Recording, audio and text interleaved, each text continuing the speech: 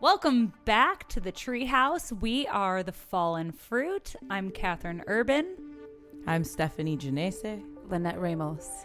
And today is August 12th, 2019. And today we are talking about snakes and serpents. So the reason why we're interested in this topic, we're starting to branch off a little bit. We are interested in a lot of the symbols that kind of unite a lot of our dark goddesses. So today we're specifically focusing on snakes. Yes, we are. So we've talked a little bit about snakes already on the podcast. I know specifically in our Medusa episode, we kind of went in. But we're going to elaborate a little bit more here today. So much to talk about on this. So much. Yeah, we see snakes represented in the symbols and cultures of many continents. Like we see them on all the continents and prominent in a lot of different cultures. So we're going to kind of dissect a little bit today. Yeah. That was part of the most fascinating thing for me in the research, is seeing all of the parallels. And that it wasn't just this one specific location, but like you said, it's, you know, in South America, in the Americas, in China, in Africa, in the Mediterranean. I mean, it's like there's a different spin on it potentially, but I mean, that ancient knowledge is pretty consistent everywhere. Yeah, it's one of the most like represented creatures across every type of like religious text, story. There's just like so much powerful medicine. And yet there's as much allure as there is fear. Lots of fear.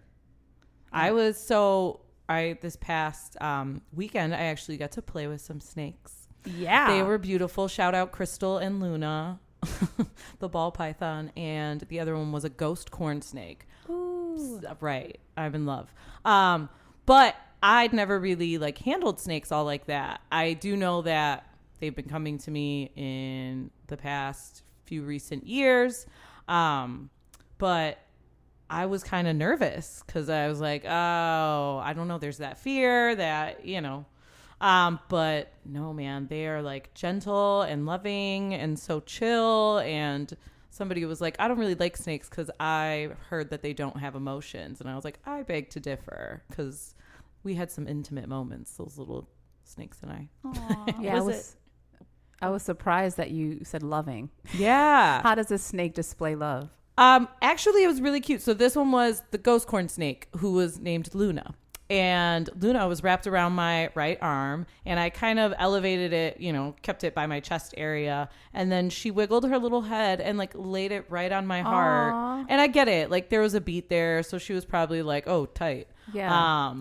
But it just seemed like a very sweet and like authentic moment. And I was like, you can say whatever you want, science, but the snake and I. And isn't like their little slither tongue, isn't it like kind of soft? It feels like yeah, like so tickle. it licked my nose. It was really cute. That's how they smell too, is with their tongues. Yeah. So they're blind, and then they don't have a sense of smell like we have a sense of smell. Is that all snakes? I'm not 100% sure. Yeah, but maybe like their physical eyes don't work super well, so it's the tongue that really is like their primary sense. Yeah. You made me think about my son. He had a pet snake that he would feed like the mice to and all of that. Yeah. And then one morning he got up and he couldn't find the snake. Oh no. So we think he like left the little whatever it's called. What is that thing called? The tank. Yeah. He think he left it cracked open and it escaped. And we lived in an apartment building at that time. And I thought someone was going to come knock at our door. But we have no idea to this day where it went. Probably was like living in the walls. And it's still there to this day. day. Want a pet snake now. Me too. I'm like, I want to make that happen. Manifest that into my life. Mm-hmm. So wait, what kind of snake did your son have? You know what? I'm going to have to ask him. I have no idea. I think it had like a little bit of a red tone to it, but that was like several years ago. Interesting. Yeah, he was like in like actually no, I think he was like in 4th or 5th grade actually. Damn. Okay. So it was a long time ago, but I'll ask. But I've never really necessarily wanted one until I saw that. Like when I saw you handle them, I'm like, I think I need to be more in touch with that energy. Like I want to, you know what I mean? There's something about that felt like So I'll just talk about a little bit about why I guess I'm so attracted to them. They've always had this allure, obviously. And growing up, like, I do have this fascination with, like, those Bible stories and things like that. And the snake being, you know, the creature that Satan chose to come up to earth as and talk to Eve as. And, but it wasn't until my adulthood and I started dabbling with plant medicine, DMT in particular. But when you kind of like go into your, I guess, trip, quote unquote, for me, there's like something that happens. It's almost like you get sucked through this tunnel to prepare you into this vision. Mm-hmm. And each time that I've done it, it has been black snakes have been the tunnel. That's what's been like lining and like moving in the tunnel that like sends me through. And then, so I was like, oh, okay. Then they just kept popping up. I would just see them, see the symbol, see artwork, whatever it was. When I was in Chicago, actually a year ago for a work trip, I was just walking down the street and there was a black, small, like plastic toy snake just on the sidewalk. And I walked past it because I was with a friend and they were like mid-conversation. I was like, I don't want to be this crazy person. They was like, hold on. But I did. And I was like, I got to pick up this snake. And so I did. And I still have it. It's like on my altar. But yeah, now they're just everywhere, kind of. Yeah, I actually came across that in the research is that the snake or the serpent is the most popular archetype or being that people see in altered states of consciousness. Yeah. Wow. And so there was some talk around that. And that ties into also the Anunnaki, which is like the reptilian race that allegedly basically changed our DNA so that we can be more of like this hybrid species that was more like in like this slave mentality. And so if we are made from them, then that would explain why some of us feel connected to it, because that may be a part of our DNA. Yeah. And so I'm glad you brought that up, Lynette, because when looking at creation myths, you see the theme of serpents a lot. So the Anunnaki, that myth largely derives from Sumeria, right? Mm-hmm. Well, when you look at the Dogon group, it's a West African group, and the Dogon actually have a lot of celestial knowledge. The Dogon knew about Sirius, the star. There was a lot of talk recently about the Lion's Gate. It's basically the heliacal rising of Sirius. Sirius is allegedly our spiritual sun. It's thought that our sun might be a distant, like part of a tertiary star with Sirius. Yeah. Science hasn't confirmed that. But anyways, the Dogon knew that Sirius was a binary star. So A and B. And they just kind of rotate around each other. And the Dogon knew that it had a 50-year orbit, a 50-year cycle with these binary stars. They also knew about how many like moons were on Jupiter. And like, so basically this is a quote unquote primitive group that had a lot of knowledge of the stars. How did they know? They say that a group of beings came from Sirius. So their creation myth is basically like the gods made the sun and the moon, and then they made the earth from a lump of clay. Sounds familiar. And then they made twins. Interesting, right? And then basically they say that these beings were serpent-like, and they were also amphibious. And they made humans with half of their DNA, half Earth. Yeah. And so you see that reptilian myth there, and you see that in other cultures as well. Right. You see that with the Mayans as well. Yeah. Yeah. I mean, there is like a little bit of science with the like blood types. So apparently if you have like O negative blood, you're obviously a universal donor. So you can give blood to anybody, but you cannot accept blood from anybody but also O negative people. But it's said that what's the difference is O negative is missing the rhesus factor, and that is the factor that ties humans to the rhesus monkey. So that's what ties us to primates. And people with O negative blood do not have that factor, so it is thought that they have reptilian blood so that they did come from. And then if you look into like the creation myth of it, like there's that scientific part, but then it's been taken far as back, saying like, well, those people came from serpent people. Yeah. I have O negative blood. So I'm just saying. Yeah. So how do you fare when the temperature changes? Not very well. I like to hibernate underground if I could, which I can't, and it really bums me out. But I do. I like heat. I like the hot hair. The stickier, the better.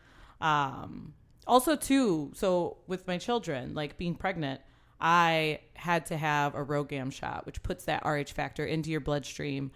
Because if not, your body attacks the baby. And it's happened to other women with O negative blood in my life. I've happened to like run across those people. But I had somebody in my past who passed away because she had a miscarriage and the blood got into her blood, and it was... Oh my gosh. Yeah. Wow.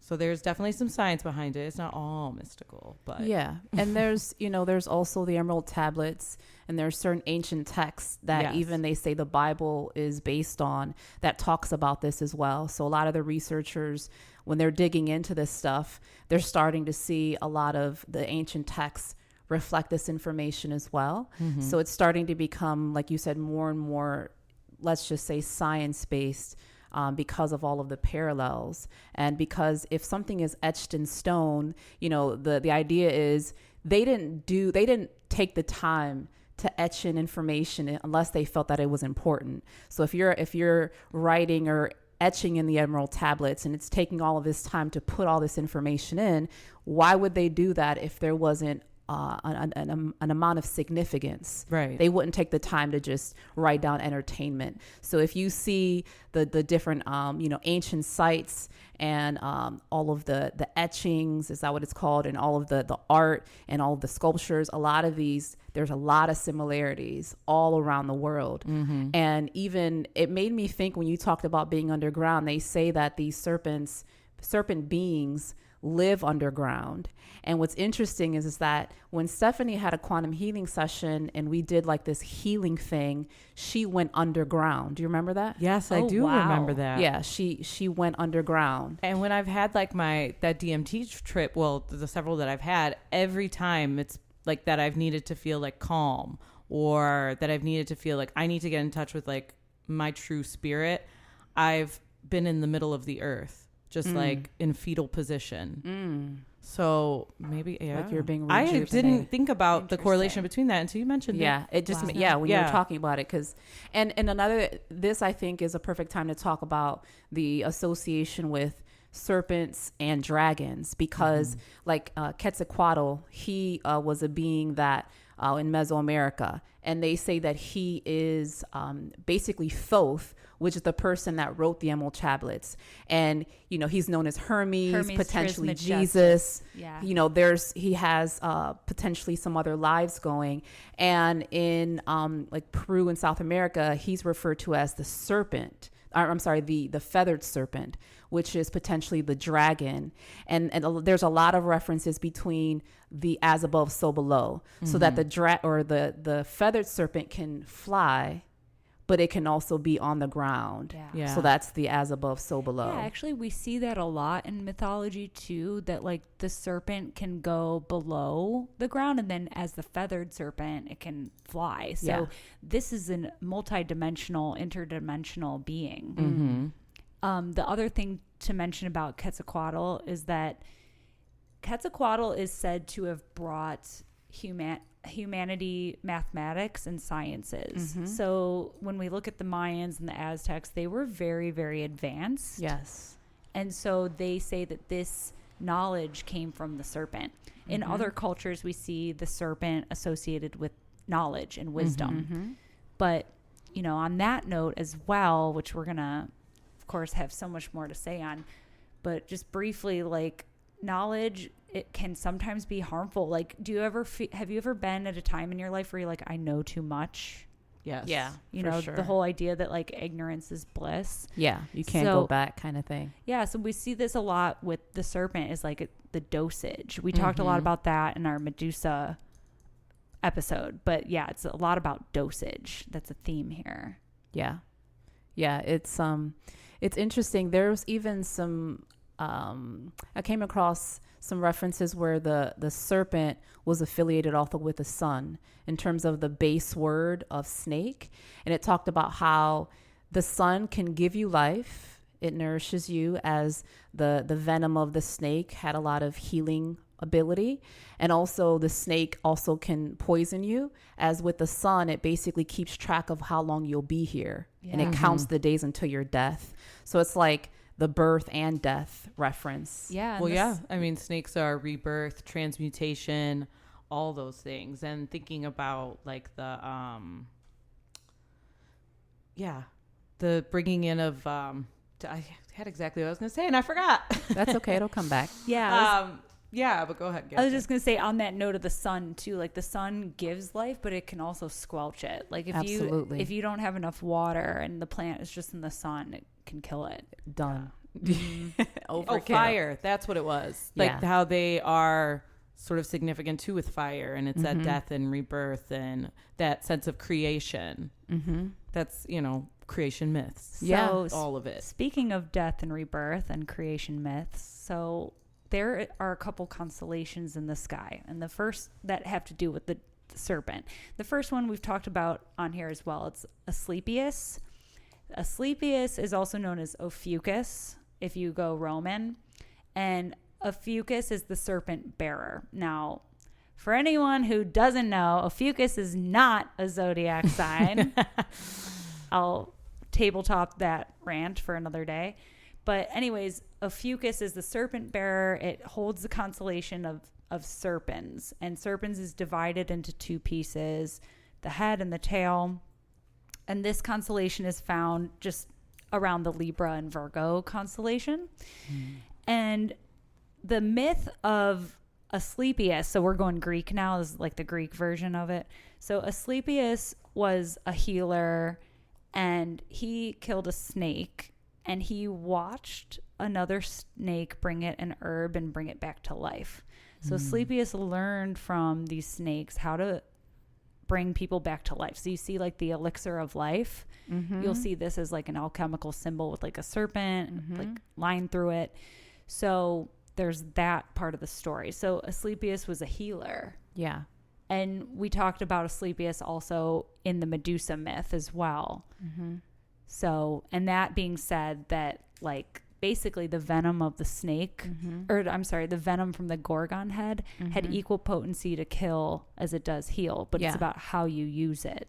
Yeah. That's the alchemical thing. Like they even say that potentially they would mix the blood of the snake, because if let's say the snake bites an animal and it watches it until it perishes, and then it ingests it. So there's something that happens alchemically where that snake is able to take in that venom and not kill itself. That's fascinating. I never even so they're saying that potentially that, and even with Christ, when they talk about like the communion with the wine or the blood of Christ with like the what is it, the manna or whatever. So there's a reference there of like combining those two things together is what creates some sort of healing. Interesting. Yeah. So as we mentioned, that serpents can go below the surface as well as like come up above and fly. So in the Serpents constellation, there is the Eagle Nebula. Ooh. And the eagle, of course, has a lot to do with getting above and soaring. Interestingly, the zodiac sign Scorpio has a lot of different transformations. So it is a sign that deals with death and rebirth. It is a sign that deals with transmutation. And this is a symbol that it can be represented by the scorpion, but it can also be represented by the serpent. It can also be represented by the eagle and the phoenix. Yeah. I was just blown away. It's almost like, when you dive into a topic and you begin to uncover some things, it almost like leaves you with more questions too. Cause like, it was to me, it was mind blowing because I never knew how much serpent worship was so widespread, and I even came across information that, Jesus was born in a city that basically meant serpent. or was translated, and that at least there was serpent worship there. And even when Jesus died, they say that they gave Jesus venom, some sort of alchemical venom on the cross. And when he died, remember when the story was when he was resurrected, he left his shroud. Another parallel to snakes, because what do snakes do when they rebirth? They leave their skin. So interesting. So they're thinking that there may have been some parallels there that I don't know if he was necessarily a serpent worshiper, but it was in that culture at the time. And they've also like removed the word reincarnation from the Bible, but isn't that like such a beautiful allegory for reincarnation? Like the snake just shedding its skin and then getting a new shell, basically. Just keeping it moving. And so when they're in shed, though, that's why like mystics and shaman believed that, you know, it looked as though snakes could travel, like you said, as above, so below. They can be here. They can go to the underworld. That when they shed, they have this trance-like look, like their eyes get that milky film. They turn this pinkish hue. They just believed it was because, they're between here and there. Ooh. They're in between the worlds right now. And when they shed their skin, it's like, okay, they've done that work. Interesting. So they literally like kind of look like they're dying a little bit. Yeah. So you would think something's wrong with it. But even in the sense when we go through changes, it feels like the highs of, you know, being above ground, like we're here, we're doing our thing. And then you reach those pits of the underworld. And it is sort of like, I'm in this in between now. And thinking, you know, like we go little deaths everywhere, like on the daily. And that snake medicine is just that reminder that even though you're leaving something behind, you're still going to come out of the other side. Which is what we've been talking about with the dark goddess. And that's why it's so intertwined, is because it's going into the underworld, but coming out revitalized and powerful and more wise. More knowledgeable, So another note that I want to interject here too is it's like, okay, so we also have that part of our brain, like the serpent part of the brain, the reptilian brain. The reptilian brain. And so that part of the brain is a little bit more about like survival, right? Like you mentioned, like it can be kind of dog eat dog. And snakes, like when they're fending for themselves in the wild, one of the things I learned in a documentary I just watched on snakes is that they really just like seem to live in really harsh environments, and it really is about survival. So like these are highly instinctive, highly resourceful creatures.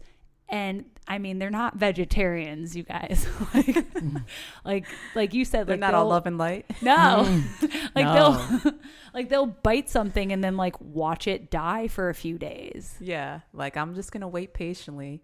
And you know, there was a UFC fighter, and I don't know enough about that world, but I saw him on Joe Rogan, and he would actually microdose with psilocybin so that he connected with his reptilian brain, so that when he was in the ring, it wasn't about, I feel bad for like crushing this guy's face in, but because of his career and his money, that's how he worked with psilocybin. I cannot imagine taking psilocybin and then whooping ass. Well, I don't know if he did it in the ring. It was in his training. Okay. Because he was, you're right. You're like, wait, pause. No, it was in his training. Never wanted to get in a fight while I was on mushrooms. Yeah. And that's what was so interesting in that conversation, is because most people don't. Like most people talk about working with psilocybin as being heart opening. But however he was connecting with it was helping him be more in that like savage. And honestly, like, that's one of the main things that I learned in this research is that, you know, obviously like the serpent snake symbolism has been demonized, right? But they talk about the fact that the snake initially already had that duality.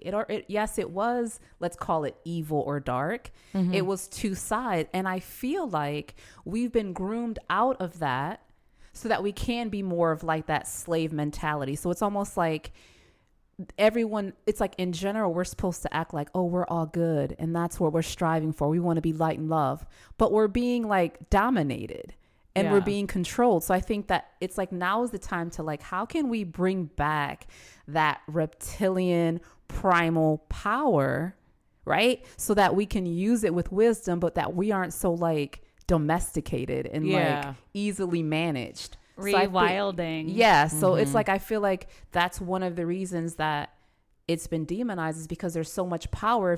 If you think about it, if you try to dominate someone that you know can turn on you and kill you, you will think twice about going after that being, individual, whatever. Right. But if you think that that person is afraid of going to hell and they're really like afraid of their power and they just want to be good people, that person is a target. If we think about it from that perspective. So brainwashing. yeah. Oh yeah, for sure. I mean, that's why they made the snake seem like, oh, it's associated with the devil. Yeah. It has, been demonized because they don't want us to understand that regenerative bleh, power that we have. They don't want, that's why they took reincarnation out of the Bible. They don't want us to know that there's more past this. They want us to live in fear now that we have to act right in this life. We have to follow the rules. If not, we're damned for eternity in hell. Yeah. And I think that that's part of the programming of trying to like just put things in black and white categories of like good and bad. Yeah. And I love what you mentioned about the snake and just, it is dualistic and inherently like it is so powerful as like a healing regenerative and like, oh, you get to start over, you know, but it's also poisonous and you should handle it with care. Yeah. I was watching Clash of the Titans last night and I was just admiring how, okay, so like Pluto comes up from the underworld. So now I'm hearing like, oh yeah, the snake, the devil coming up from the underworld, like crossing boundaries. Okay.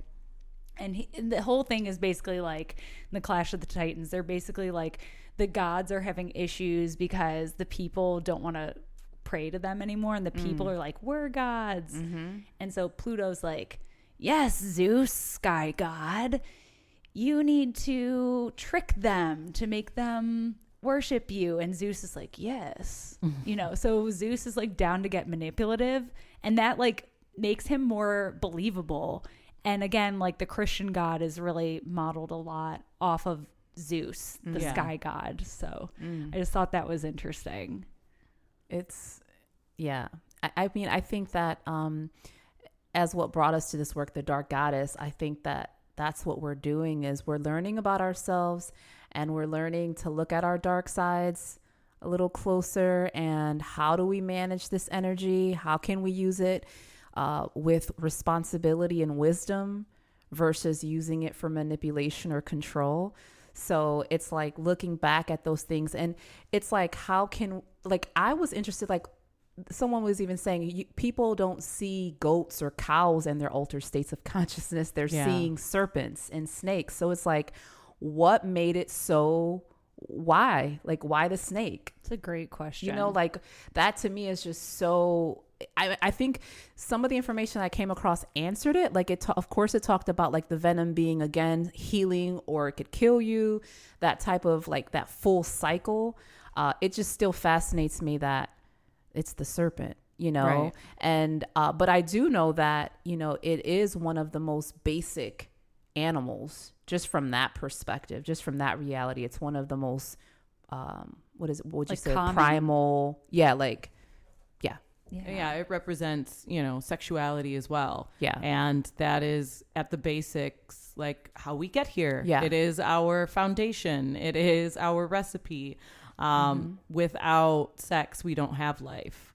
So for it to be, it makes sense then because it's just tapped in there. Like our sexual primal nature is tapped inside of us, regardless of how much we try to squell it or water it down. That still lives in there. Like we all fucking want it. Yeah. Well, you for sure. You see the snake like next to Kali at the foot where she's like taking control. You see the snake attributed to Lilith as Lilith in the Garden of Eden. Like there have been paintings depicting the snake tempting Eve as both serpent and Lilith as a serpent. Yeah. So we see, and we know that Lilith was a sexually liberated being who they tried to erase from history. So we absolutely see the serpent symbolism there. Yeah. In the Kundalini tradition, we work, so Kundalini literally translates to serpent power. And the whole idea is that when you practice Kundalini, you're trying to encourage the serpent, the sleeping serpent, to rise and climb up the spine and awaken all the chakras. So you have your spinal column, and then on the other side, you have the Ida and the Pingala, which are two separate currents of yin and yang, and they intersect at each chakra. And so at any point in time, like you might have like your two polarities, like a little bit, like maybe one is working a little bit more strongly than the other. But the idea is that when you activate your Kundalini, you bring those two channels into one, and it shoots up the center of the spine, which is the Sushumna, and it awakens all of your chakras, and it brings you to enlightenment.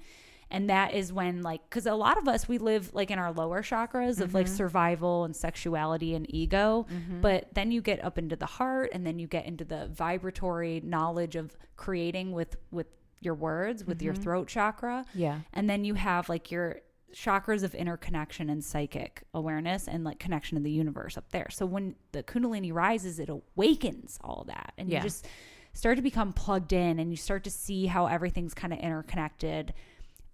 So what that energy is, though, is it is your creative energy. It is your sexual energy. So the cultivation of the Kundalini, it is sexual, it is creative, it's one and the same. Yeah, and can be destructive. You know, they say like if you're not ready to have that awakened, you know, shit hits the fan, which, you know, again, it may not be a bad thing. You know how sometimes they say when you're awakening or you're going through certain, you know, dark night of the soul, sometimes it is about destroying your delusions and destroying your comforts and all of that. And so that's why some people are afraid of opening up that energy, but sometimes it's not going to be like pretty and, you know, polite and all of that. It's, I can say from experience, I had a Kundalini awakening before my nervous system was able to handle it. And it was very destructive. Yeah. I didn't know it was real anymore. It took me a while to get grounded and figure it out. And actually, if you haven't gone through it, it sounds kind of hard to believe, but actually I think Kanye West went through that, because he starts talking like, I am a god. And when he went through it when he wasn't ready, and that's when you kind of see all the destructive behavior. Maybe here's the thing, it sounds funny, aren't we God though? Well, we are, but of course it depends upon how and what context we're using that, who you're talking to. When it comes down to it, we are, but it depends on, is it coming from ego or whatever the case. So it's a really weird conversation. One of my favorite like spiritual quotes, I guess, is this quote by Buddha, and I'm sorry if I'm like not saying it correctly, please forgive me, but it's, if you see God or Buddha in the road, kill God. And it's like, no God's before you. And when we take those commandments, so to say, in Christianity, and everybody wants to apply them to this God, to this like father figure, white bearded, Morgan Freeman voiced God. It lives in the sky. Outside and it's of like, you. Right. And it's like, no, those commandments make sense. Like, I don't want to kill. I'm really not trying to steal, except from like Wall Street. But you slipped that in there, didn't you? Always, you know me. But you know, but it's, thou shalt not have any idols before me. And it's like, turn that around on yourself. Like, why are you giving power to this outside source? Our lives change when we realize like all the power of manifestation, all the things I need live right in here. And like honoring that God and praying to that God. Yeah. Watching your life change of that. Yeah. Yeah. Because some of the beings that we talked about, like the Quetzalcoatl and the Thoth and the dark goddesses, when you look at ancient history, they're talking about creator gods, and then you're bringing up the idea of the Kundalini within us. Yeah. So it's like, to me, I looked at Kundalini energy more as like a metaphor, and I'm not so sure. I'm starting to take some of this information more literally. Like this serpent energy is me. No, I mean, that's the whole idea, is that when you raise your own Kundalini, it is experiential, and you know, like it's there's not a question. Like you are part of the universe. Like it is the creator energy. You have that creative spark of creation, of being a creator. And when you activate the Kundalini, you experience that. I mean, that's why maybe so many artists especially kind of live that torment, at least for some time. They go through those tumultuous kind of creative years, because that's what makes, great art. For sure. Not always. You can make happy art. I've seen it. But it's not as intriguing and it's not magnetic. Yeah, like nobody wants to go to a poetry reading and hear everybody do like happy love poems. I will literally like slit my throat if I have to sit through that. Same thing with songs, like a couple, here and there, but eventually you're like, no, I need let's some be like real here. Let's be real. Like I need some like dark shit. Well, the human condition is in itself tragic. Right. I mean, like you live and you die. Yeah. But like bad shit happens. creativity and like sexuality and sexual energy, that's why it's so fragile. Like sex can like make or break a bond between two people. Yeah. And it being treated in an unhealthy way or experimenting with it with several people creates this very fragile tether to all these people, and you're sucking in all this energy, and it is this really big force. And I was like reading something, and this quote popped up, and it was like, oh, when you start seeing sexuality as creativity, you'll stop, like fucking, and you'll start making art. And I was like, can we do both though?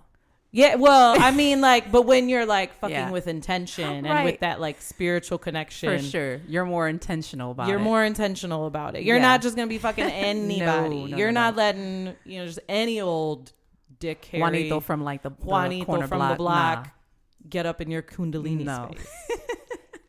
and you go ahead. Oh, Catherine. no, you go ahead. Well, I'm gonna go ahead because I'm gonna go a little bit off topic. Okay, so yeah, this like fits though. Okay, so in the snake documentary I was watching, they were saying that there's a snake orgy that happens every like February when the Stephanie. Listen, I was actually conceived in February, no fucking lie, and both of my parents' birthdays are in February. What? Not you heard it here, folks. You heard it here, folks. Okay, so it's the garter snake orgy, and it happens like in Canada, and it's basically like all the snakes are hibernating, and then the sun comes and starts to awaken them, and all the males awaken first, and they start warming each other up, so they like lump together and start warming each other up so that they can be ready to pounce when the females start waking up. And then they showed this one, it was like a man who like woke up late and isn't gonna get lucky, but then they start thinking he's a woman and start like warming him up, and he's like, yes, I'm a pretty girl. And then like, but they said it's like the greatest gathering of reptiles in the world, and it is literally a snake orgy. Field trip. Right. I really want to like be a gawker of this. Just saying. Like, what if I'm just like, oh, my parents, my family. Well, we have garter snakes here in Ohio. Yeah, we do. Yeah. So I've seen them. That's funny. So the reason, so when I had put out some marketing around what we were doing, right? I can't remember what current event was going on. It may have been the rating of like the children's, like, what was I'm not into politics, so someone help me out. Epstein? No. When they were doing the raise and on the first day of school, like parents were getting torn out of like families, like they were being really, Yeah. Oh yeah. The border crossing. I'm like, first day of school. I like, never talk about politics, so I sound like an idiot. But anyway, the point is, fine, there was something significant, right? And after I did the marketing for this, I thought, I wonder will people think, why are we talking about something like this when there's something that's going on that's so real and so prevalent, right?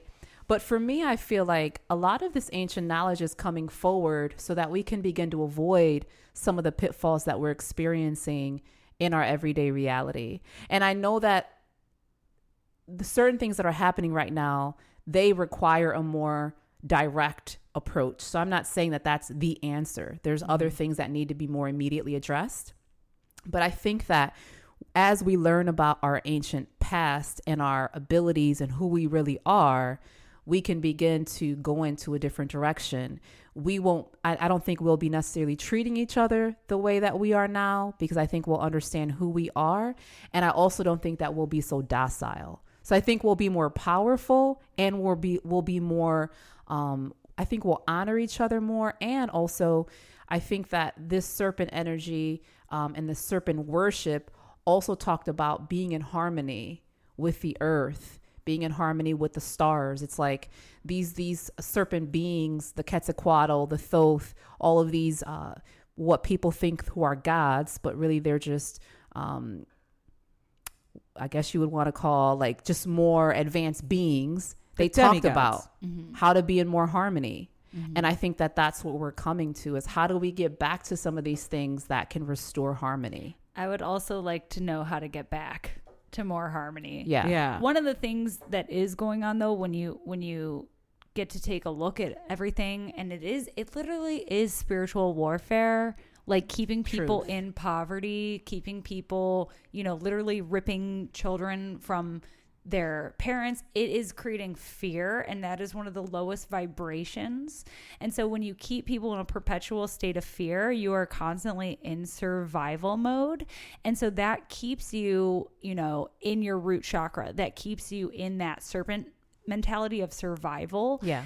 But like when you start to have the freedom, or let's say privilege, to not be in survival mode all the time, then you can reach that heart center. And you can. So yeah, I mean, definitely sharing knowledge is a good way to help people to kind of wake up and start to like do the work to kind of like claim your own sovereignty. And we're really seeing that in the world. I'm really seeing that. I do want to see like more healing retreats or offerings that are targeting communities, like you said, where they're keeping people in perpetual like fear or perpetual survival mode. You don't have the luxury to think about, a quantum healing session when it's like, I literally have to work 2 different jobs just to make sure everybody in my house stays fed enough so that they don't die. Yeah. Like we have children starving, just all kinds of, like you said, tactics to keep people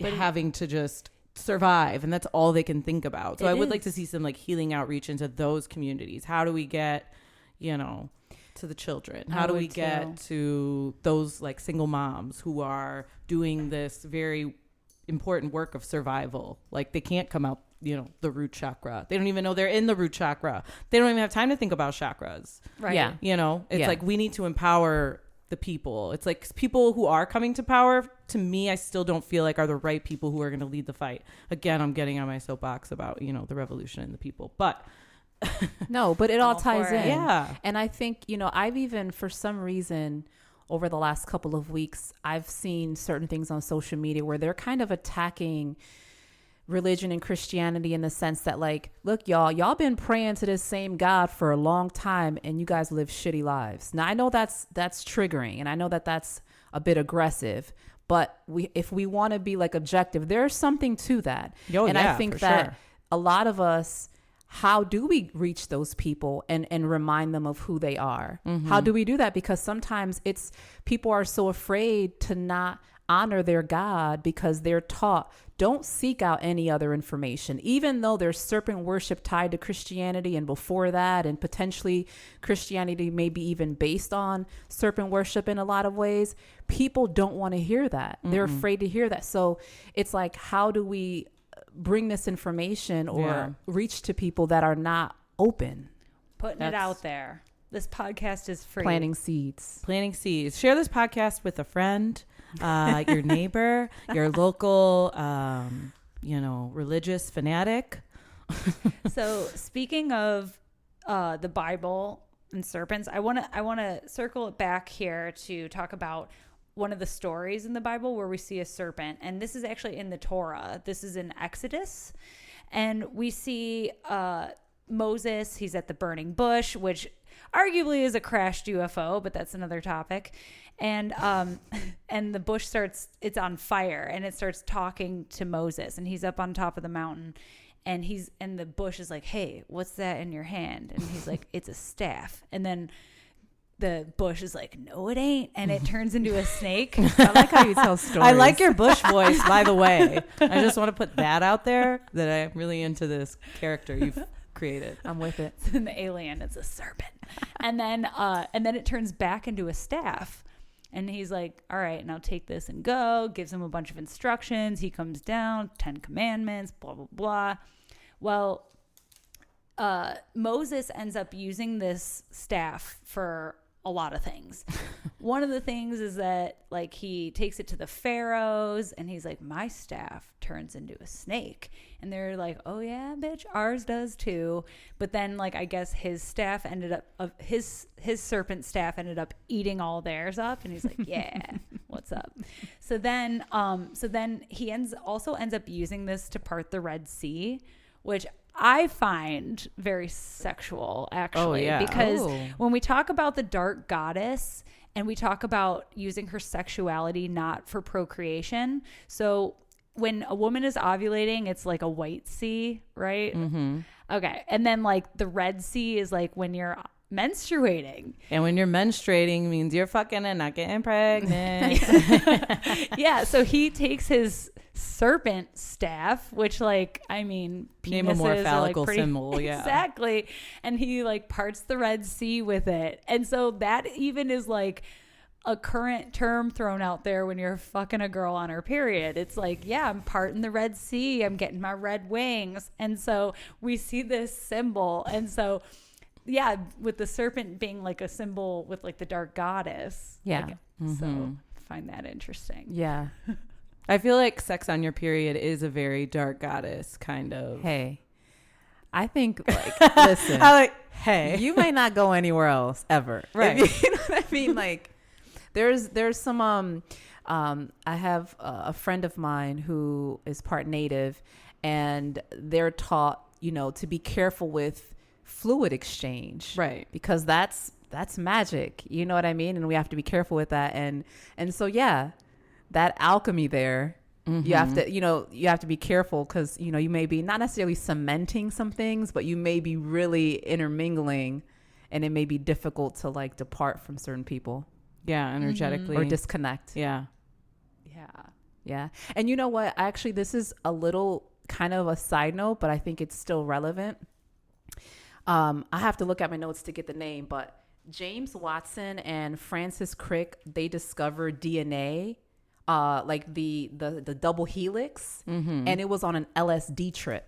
Yeah. Whoa. So that's also associated with like, again, the serpent. Yeah. That too. So it's like within our DNA. Yeah. Too. And they actually won like a Nobel Prize for that. Yeah. So there's, again, so we're talking about the Kundalini energy with the serpent.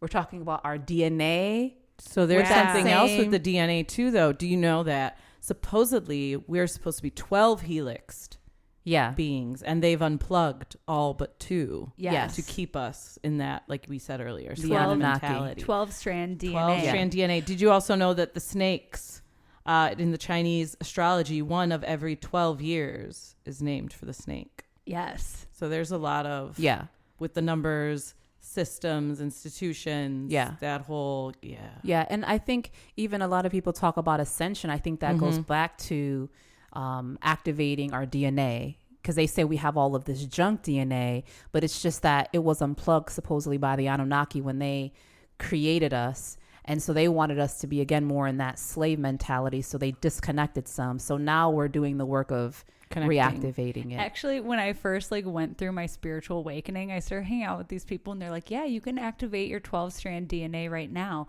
And so I started listening to like solfeggio frequencies to like activate my latent DNA. And then they say like, if you cut the fluoride out of your water, you can activate more DNA, calcify your pineal gland. Yeah, I buy fluoride-free toothpaste only, and definitely try to take the fluoride out of my water. Yeah, I have a dope water filter that cuts out all the fluoride. Yeah, but I'm like one of those like conspiracy theorists who's like also a realist, and so I do sometimes use fluoride toothpaste because I have sensitive teeth, but I don't drink it.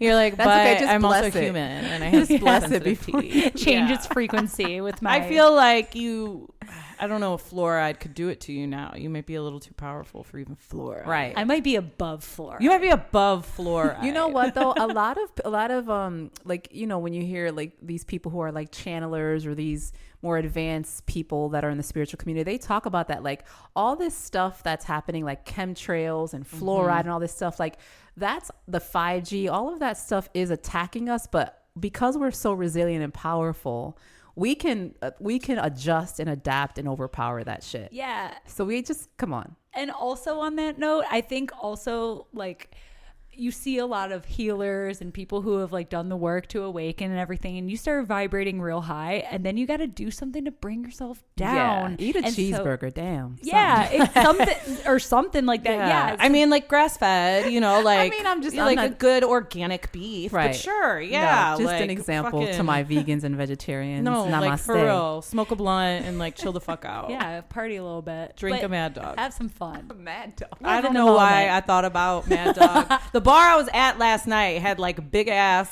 That's like the thing. They sell them there. Are you serious? Were you at Now That's Class? I was at Now That's Class. I haven't had Mad Dog since like the 90s.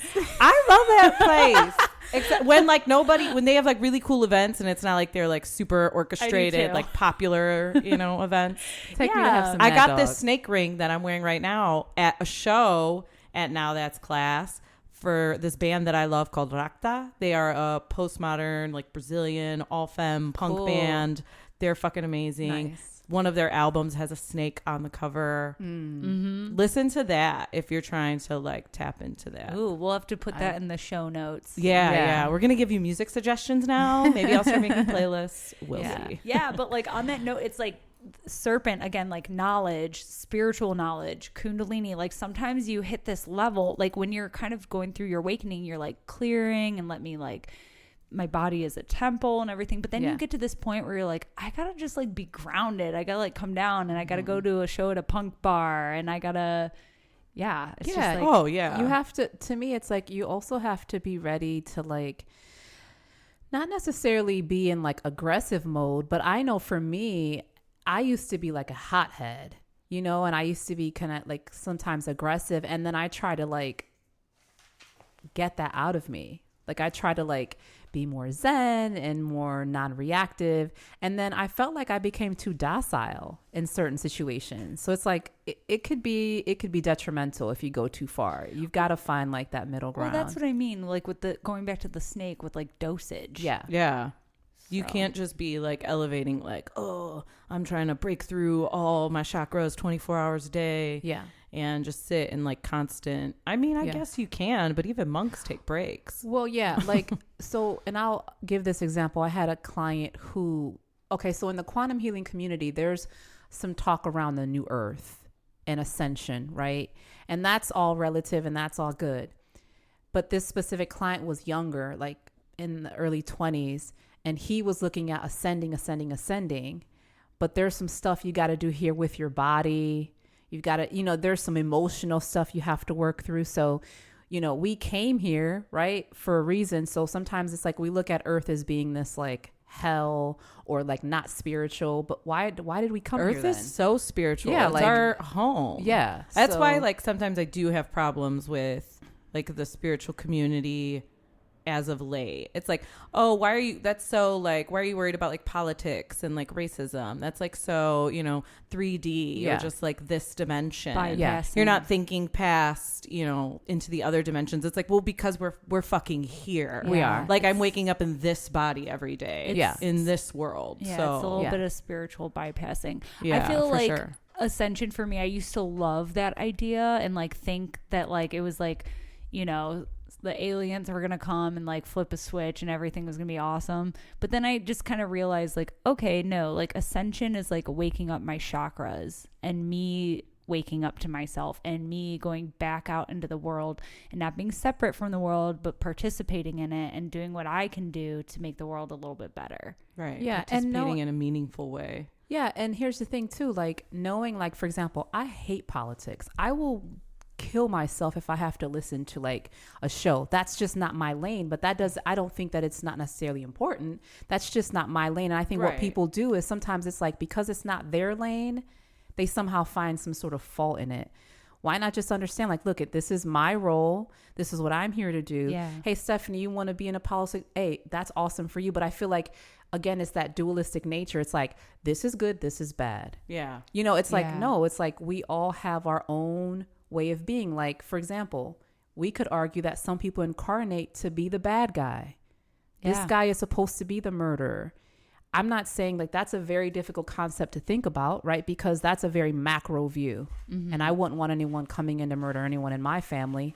I wouldn't be thinking about any sort of spiritual concept if that happened. But if we step back and see the whole, that is a potential reality. And I know even in my exploration of my past lives, there have been times where I've been the queen and I've been the prostitute that would rob people.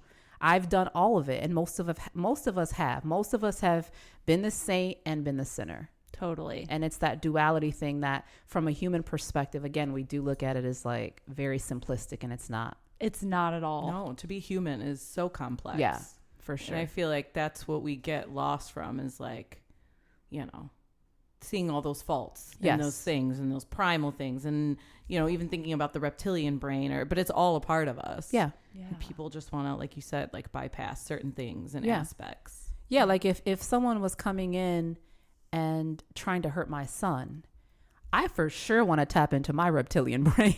Yeah. Oh, no, I'm going sure. in. Yeah. You know what I mean? I don't want to the meditate poison. at that point. No. I don't want to like send you love. No, like somebody's not coming out of this house alive. Yeah. Like, so it's like, again, it's about when it's appropriate and knowing. It's almost like being able to flip flop in that duality versus trying to avoid a certain aspect. It's like, no, I know when to do what. Yeah. I know how to ebb and flow. I was reading about like prey and predator also for this when I was doing some of the research for this, but it was talking about, the intimacy of the predator and the prey, and everybody has to play their part because that's what keeps the world moving. Yeah. Nature. Yeah. And, the animal only kills to like for food or to Right. defend. But man is that only animal that kills for like pleasure and Yeah. like they get some satisfaction out of it that is not something physical that they need in their world. Yeah. It's like an animal's like, yes, they're going to kill because they need to defend their land or their area or their, group. There's a reason. There's for it, always a bigger reason. They're not Yeah. just killing. It's like, oh, you're also here. Yeah. Not anymore. Yeah. I think So, we'll like- talk about that on our next one. We'll talk about blood on the next one. Oh, Let's do it. Okay. Let's do it. Yeah. Yeah. So And I don't know if this is true or not. I didn't verify this, but someone told me that there have been times where snakes were observed, and if they're under distress, they will consume themselves. okay. So that goes to our self-destructive nature. That we can definitely. I know for me, I have been more destructive to myself than I think anyone else has. Like if we think about it, how we have that inner voice. 9 times out of 10, we'll talk to ourselves more destructively and harshly than we would to our child or our partner. It's yeah. true. So that was an interesting thing too, that paralleled like humans and serpents. Why I like chew my own skin off. So I actually, some of us here have snake tattoos. So I actually have the Ouroboros on Do my you? arm. Yeah, you do. It's the snake eating its tail. Yeah, that's it. Yeah, that's what he was telling me about. And so you're gonna love this. Okay. So number one, the night I got this tattoo, I had a dream, You would. and Hermes came to me. Hermes Trismegistus. Yes. And yeah, the connection with the staff and the double snake, he actually holds the snake staff with the double helix. Yeah. Asclepius, which we also talked about, has the staff with the single snake on it. Okay. Both deal with healing. And as we see on the side of ambulances and the healing profession, we see this serpent symbolism there. So yeah, the Ouroboros is a symbol of the snake eating its tail, as Lynette described, that this also happens in nature. And it does have a lot to do with renewal and digesting your experiences. So on the note of self-destructive behavior, the sign of Scorpio is actually, they have like a rap for being like vengeful and that, but like that's if you're like in lowest vibration Scorpio mode, so like survival mode, like the scorpion. Okay, as I mentioned before, it has other incarnations. And but yeah, the Scorpios in general do have like a self-sabotaging quality to them because they want to be in control. There's a quality to Scorpio that says like, I know like shit's eventually going to go bad, so I might as well be in control of the destruction. So you see that a lot there. But yeah. What would you say about, I've heard that Scorpios are kind of like this energy that if they're around, let's just call it negativity, they can go that way. But then if they're around like light and positivity, they can go that way, so that their environment can really impact them. So that speaks to the duality. What would you say about that? I would say that that's kind of a water trait in general. Okay. Like Cancers definitely have adaptable. That makes sense. And Pisces as well. Pisces, I would say, is more than anything like a sponge, and more like I'm going to adapt to my environment and everything. Cancer is really sensitive in that respect. It kind of like holds. So the symbol of Cancer, it looks like a mother like nursing a child, and it's like holding. If you look at a Cancer, they often have their arms crossed across them. It's like a protective mechanism. So they need a lot of alone time to process those things. Scorpio too is a very psychic and magnetic sign, but the Scorpion usually lurks in the shadows. So we see similar things with like snakes. Like they live in like harsh environments. The Scorpion lives in a desert. Snakes often live in deserts. Though snakes live everywhere. They also like live in water. They live in marshes. They live in cold environments. But yeah, the Scorpion, I would say, has a little bit of a harder shell. It's a little bit more resilient, but it is always watchful. It's always like, I am weary that someone has like bad intentions. Yeah, my son is a Scorpio. When he was little, people would think that he couldn't talk. And he talked since he was like, before he was like 1 year old. But when we went home from wherever we were, he knew who had what on, who said what. He knew like the whole play by play. He just didn't care to talk to anyone. He was just in there to like observe, peep what was going on. Yeah.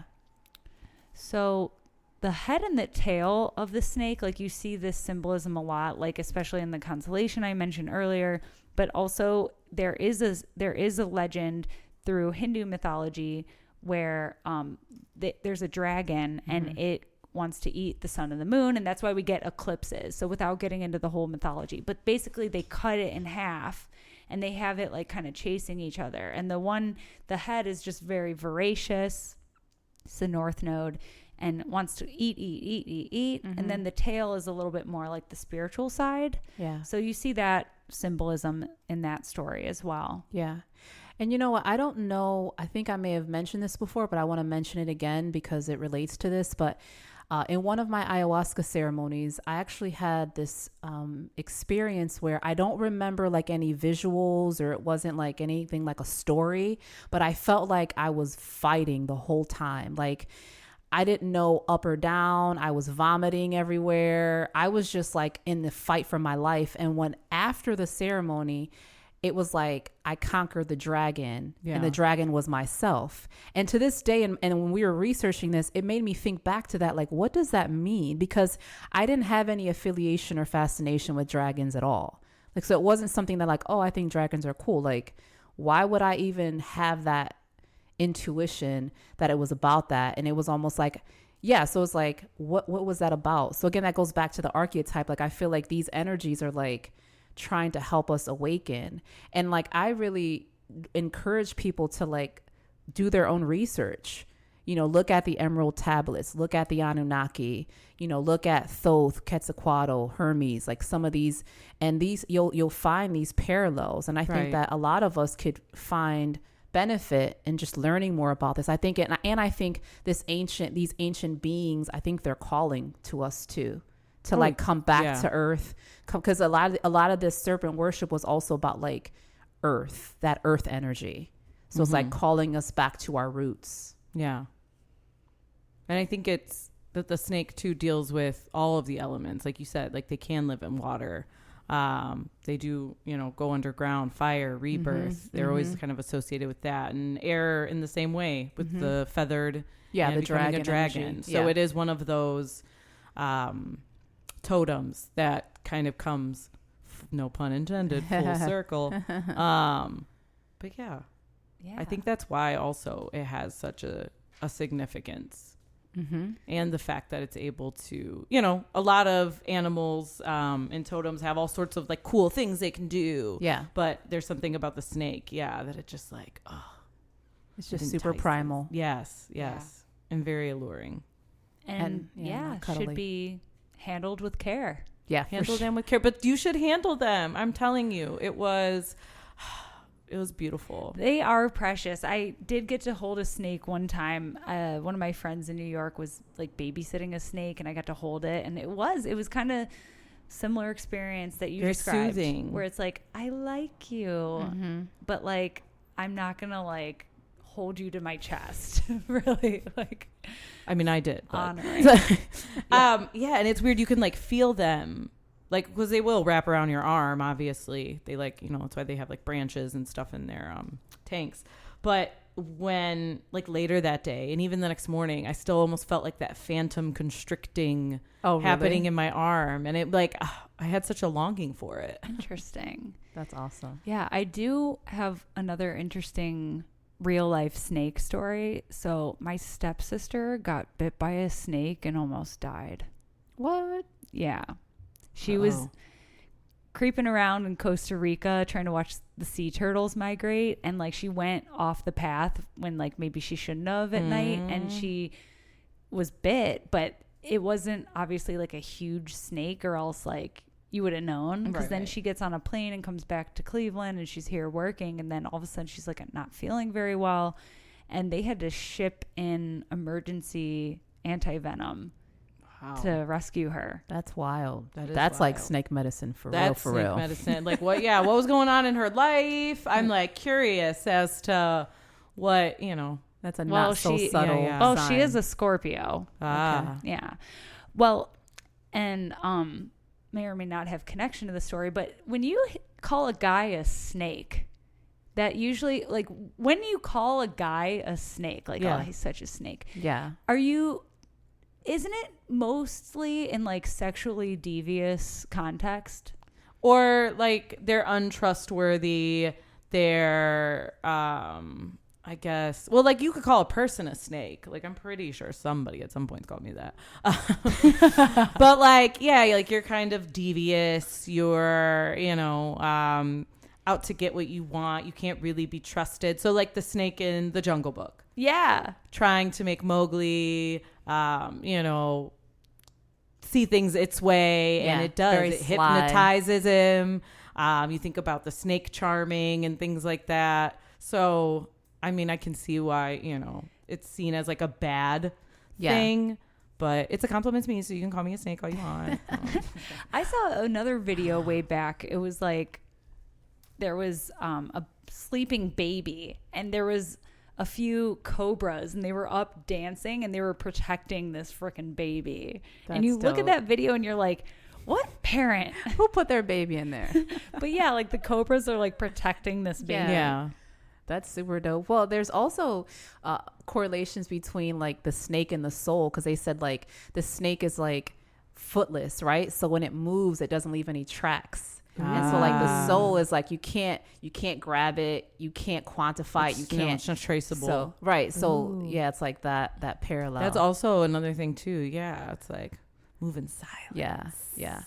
And I honestly like I like the fact that you brought up like the charming aspect of it, because I feel like I don't know, I like connect with that. I think maybe it's my past life when I would like rob men and like fuck them and like steal their money. Hit it and quit it. Yeah, you're like but I think there's something beautiful about like that real feminine energy. It's like, listen, if a guy's super strong and he can like lift mad weights or run really fast on the football field, everybody's like, yeah, you're the shit. But if a woman is charming and alluring and magnetic, it's bad. Like, why though? You know what I mean? Like, again, I know that any energy can be misused, but I just want to like kind of tap into that a little bit more. That's that Lilith energy. that is that Lilith energy. That's when I've always felt at my most powerful, when I feel like I am charming and alluring and things like that. Yeah. And I feel like it is kind of, that's why we, put on our little high heels or like wear makeup or, it is, that's what we do as women. The same way like men try to, fucking peacock out with their like chests and their biceps, and They talk about their car or something. their yeah. career. I mean, even, when you're thinking about not just like men and women in the binary sense, but even those like energies, Yeah, the the masculine roles. energy, wants to be more like Yeah. broad chested and Yeah. like puffed out. Yeah. Big and- colors. Yeah, Yeah. where like the female, even when we dance, Yeah. you know, the Little bit. female, the hips, the Right. swiveling, that like feminine energy. Yeah. Yeah. That's why, you know, Seductive and mysterious. seductive Yeah. and mysterious. But it's with that drop of wisdom, right? So it's like we don't want to use that to like necessarily manipulate someone. But if I'm like, whether I'm in like a serious relationship or just having a romantic relationship with someone, doesn't that man want to feel like he doesn't have some control? Like, my God, like I don't even know how to like manage my emotions. Like it's like they're afraid of being out of control, but they want to feel out of control. They want to feel like they can't keep their hands off of you. Carnal knowledge. and they can't You know keep their you hands want it. on you because you're wiggly. Yeah, so again, like the snake is a symbol of power. It is a symbol of regeneration. It's a symbol of sensuality and wisdom. And as we've talked about too, a lot of times you see the snake with the dark goddess archetype as like an initiation, a symbol of initiation. You don't just get wisdom just from wanting it.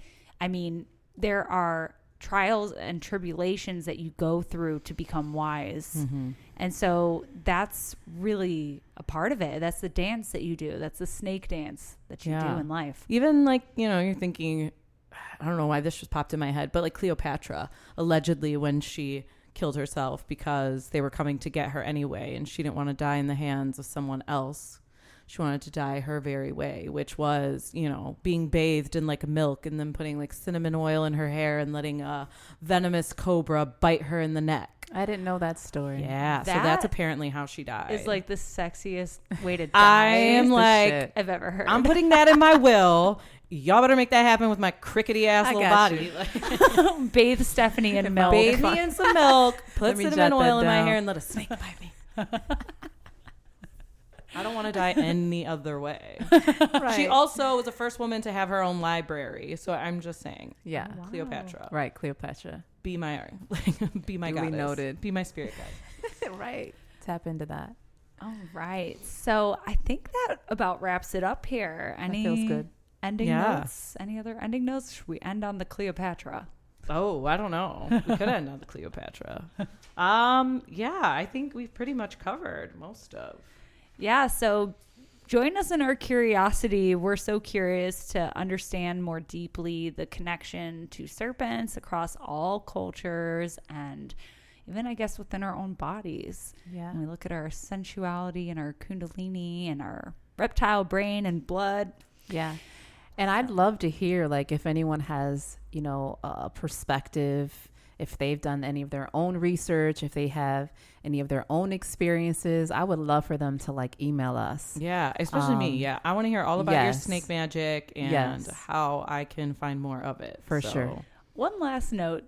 Don't you have a serpent tattoo, Stephanie? I actually don't have a serpent tattoo. Oh, you just have like the jewelry. And yeah. everything. So Now I she's have a gonna few work on snake that. rings. I do no. So also I do want to get a snake tattoo on my hand because I only have my hands tattooed. I don't have any on my arms, so I'm trying to keep it that way. But yeah, that would be my next go round. Stay tuned. Stay tuned. Stay All right. tuned. So, Stephanie, where can our listeners connect with you? You can connect with me probably on Instagram's like the easiest at st period Ginese. You could email me at just s Ginese, same thing, my last name Ginese at gmail.com if you want to have, I don't know, some type of conversation. You want to publish my book, you want to give me a snake, or any of those things.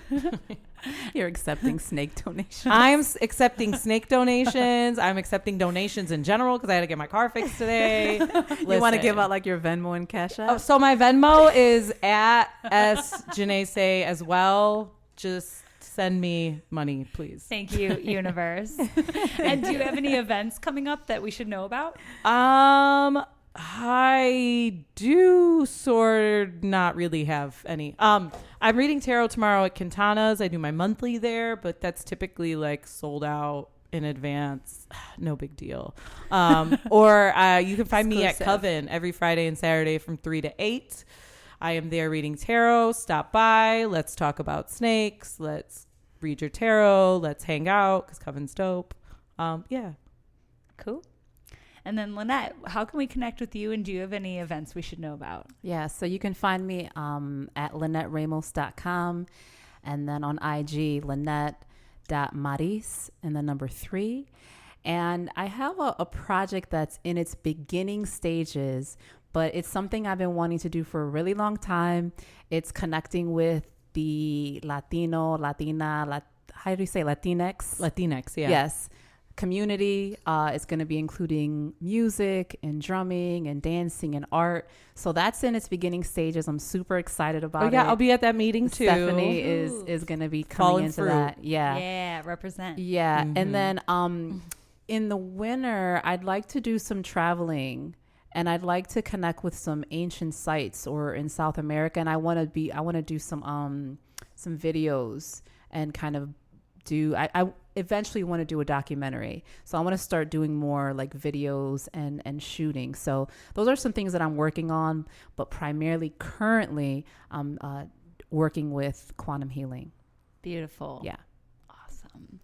What about you, Catherine? So I'm teaching an astrology class at Coven this actually not this Wednesday. Well, who knows? Maybe by the time you hear this. But anyways, it's Wednesday, August 21st. I will be teaching a class on the houses and astrology. So what we're trying to do at Coven is I'm trying to cover a lot of the beginner astrology basics. So I did the zodiac class, and I did a Mercury retrograde class, and now we're going to be talking about the houses. Really, my main goal is I just want to plug in and gauge your interest. If you're interested in astrology, and if you're interested in taking classes on astrology at Coven, let me know. Please email me or message me on Instagram at AstroCatherine. I really just want to know what you guys are interested in and what you would like to learn. So again, that's 7 p.m. August 21st. It's a Wednesday at Coven. So that's my next thing. Yeah, I want to go to that. Yeah. All right, cool. All right, well, that about wraps it up for this episode on serpents and snakes. And so we're the fallen fruit, and thank you for joining us in our treehouse, and we will catch you next time. Peace. See you later.